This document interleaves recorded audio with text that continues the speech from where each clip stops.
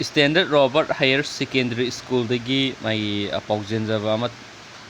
pae adudi Standard Robert Higher Secondary School Kanchipur gi boarding da laiba mahairoi singi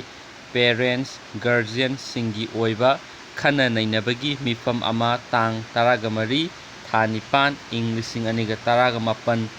yum sagaisa numitki ayuk pung taramatoi ga makhai taba matamda school gi auditorium da pangthok sagani hairibe mifam asida mahairoi singi parents guardian singna matam chana lengbirakuna khana nainaba asibu yaubiranaba khanghanjari aduga mai paujenjari ba hairaga KS Prafulo Singh magi school gi principal gi site gi tholakpa notice ni haina smaina aina zik